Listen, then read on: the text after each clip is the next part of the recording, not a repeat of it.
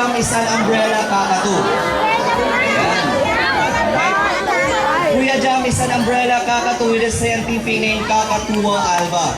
Ayan, umbrella kakatu is endemic in Malaysia, Thailand, Indonesia, and here in the Philippines. And here in the Philippines, we have here our Philippine kakatu, our red-vented kakatu na matatagpuan lamang po sa Palawan. Red-vented kakatu with a scientific name Kakatua hematorophilia. Ayan, si Jam ngayon mga kaibigan ay maglalaro ng basketball. Ayan, excuse me po lang. At makakasama po ni Kuya Jam si Kuya Bunso, ang kanyang best friend. Parang handang-handa na si Kuya Jam. Alright, warm up po muna tayo. Guys, all we need to do is to cheer up for Kuya Jam.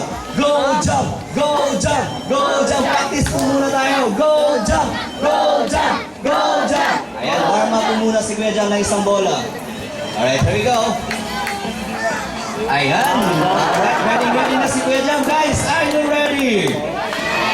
Yes. Guys, are you ready? Yeah! Kuya Bunso, let's get it on. Ayan, first ball po ni Kuya Jam. Here we go. Wow! Alright guys, cheer up for Kuya Jam. Go Jam! Go Jam! Go Jam! Go Jam! Go Jam! Ayan, alright. Wala ba kayong mga kamay? Ayan. Oh. Wow! Alright, last ball ni Kuya Jam.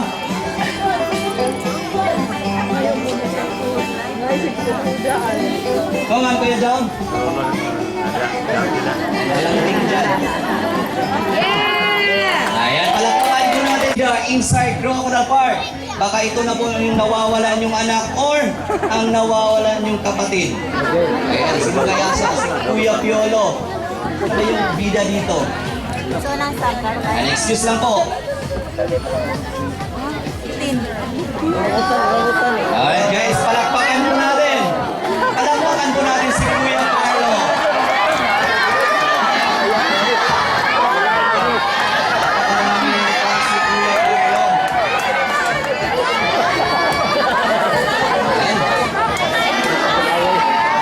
Alright guys, you can touch Kuya Carlo pero huwag niyo lang pong hawakan yung handler ni Kuya Carlo. Kasi napakasiloso po ni Kuya Carlo. Baka mag-away kayo, magkasabunutan pa kayo, ha? Magkakalit pa kayo ng mukha. Ay, Kuya Carlo is an orangutan. Orangutan po mga kaibigan is endemic in Borneo and Malaysia. Napakalaking private rescue center nito dahil meron po silang 700 heads of orangutan under hands. Banana nga ba? Durian! Kuya Carlo is not a monkey. Kuya Carlo is an ape. At ano yung pinakamalaking ape in the world? Gorilla, with a scientific name, gorilla. At ano naman yung scientific name ni Kuya Carlo? Ano yung scientific name ni Kuya Carlo? It's Camocanyo. Joke lang po yan. Orangutan with a scientific name, Pongo pygmaeus. At ngayon, we need a volunteer. A female volunteer. And talking about pangin is a saltwater crocodile with a scientific name, Crocodylus porosus. And si pangin mo, pinakamalaking crop inside Crocodile Park Davao. May haba po siya 18 feet and approximately weighs 1,000 kilogram. At ang tayo po ni pangin, kaya 5% na kanyang body weight. Ibig sabihin po yan po 1,000 kilogram. Doing this just to learn pangin. And we're doing this just to show you that how the crocodile will react talking about once we're going to invade their territory. Because crocodiles are very territorial. As we go along our show, my tendency po na nababasak tayo. Ayan, kaya kung nasa gitna natin, pwede natin ilagay sa harapan. Para hindi po natin sila makapakan at sila rin po yung unang mababasak. Alright, we are now giant crocodile counter inside Crocodile Park. Let's get it out. Ang laki!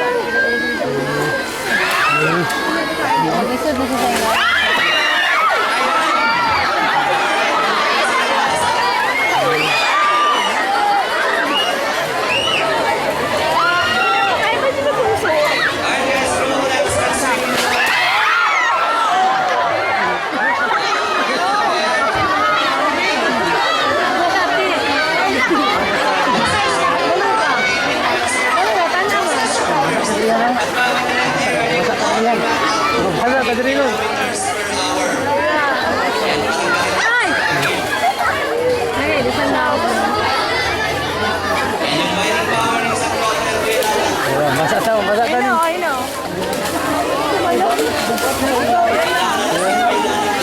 Basa, basa.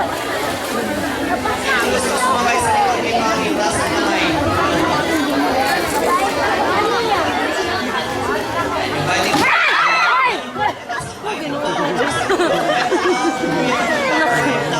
PSI or 5,000 pounds per square of inch. Just say your last prayer. Aduh, kusuga ako eh. And we go. Kuya Nana, nagre-reklamo sa kanila. Yeah, that's your time. Lại, lại.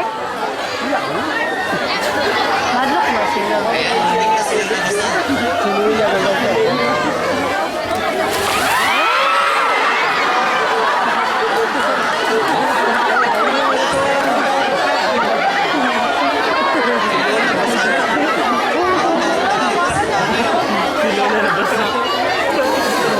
Dili na, kayo mo na.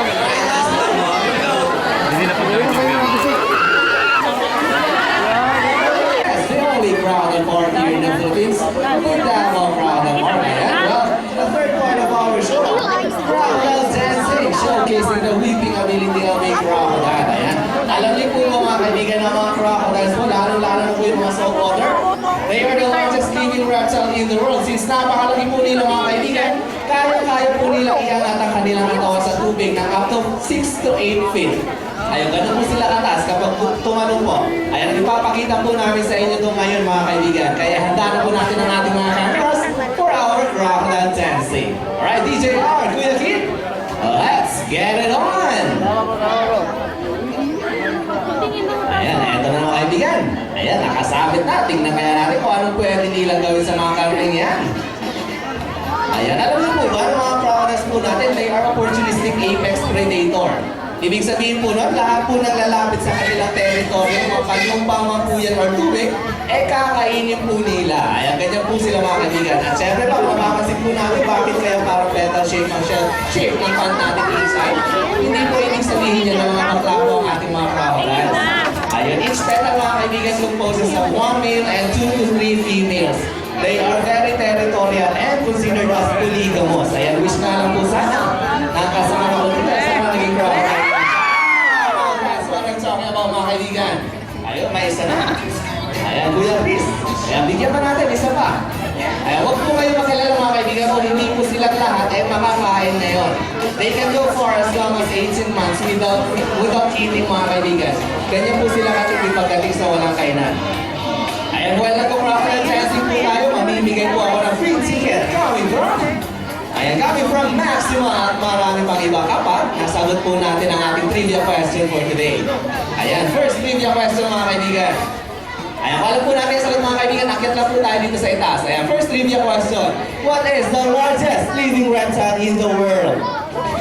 Ayun, meron po tayong dalawang klase ng crocodile inside mga kaibigan. Ano kaya yun? What is the largest living reptile in the world? Ayan, kung alam po natin ang sagot. Ayan, maraming salamat. Ayan. Alright, eto pa, isa pa mga kaibigan, magbibigay pa ako, isa pang free ticket. Ayan, kung nakikinig po tayo kanina, during our Wildlife Encounter Educational